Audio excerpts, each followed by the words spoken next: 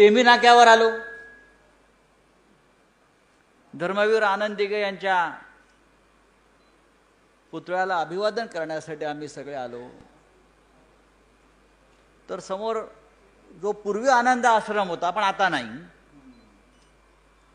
तिथून एक 5-25 लोक बाहेर आले. त्यात महिला जास्त होत्या. गद्दारांना महिला पुढे करायची सवय असते कधी. आणि आम्हाला घोषणा, आमच्या विरोधात घोषणा. तुमच्या बापाचा खातो काय आम्ही? मला म्हणायला लागले, आमच्या लोकांना म्हणायला लागले. मग हा शब्द आपण वापरला ना, आपल्याला भडवे म्हटले. ते आपल्याला भडवे म्हटले. ते भडवे आहेत. शब्द काय? हो, आम्ही भडवे आहोत, निष्ठावान. बाळासाहेब ठाकरेंच्या विचारांचे खरे वारसदार आणि वाहक.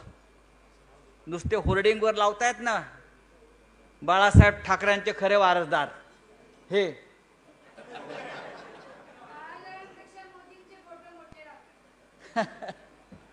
हे खरे वारसदार. कुठे जन्म घेतला यांनी वारसदार म्हणून? कुठं? नाही, बहुतेक यांचा जन्म गुजरातला झालेला. चेक करा तुम्ही. इकडे जर जन्म झाला असता खरोखर शिवसेनेमध्ये तर गुवाहाटीला झाला. म्हणजे मला वाटतं 100 रेडे कापला तेव्हा एक जन्माला आला. 100 रेडे जेव्हा कापले तेव्हा एक जन्माला आला. आम्हाला काय सांगताय तुम्ही? ठाणेकरांना गद्दारी काय, निष्ठा काय? निष्ठा काय आहे हे ठाणेकरांना महाराष्ट्राला वारंवार दाखवून दिलेलं आहे. आज तुम्ही फक्त निवडणुका जिंकलेला आहात. आज तुम्ही फक्त निवडणुका जिंकलेला आहात. पण ही तुमची जिंकलेली शेवटची निवडणूक आहे, लक्षात घ्या. आणि हे सांगण्यासाठी आम्ही सगळे इथे आलेलो आहोत.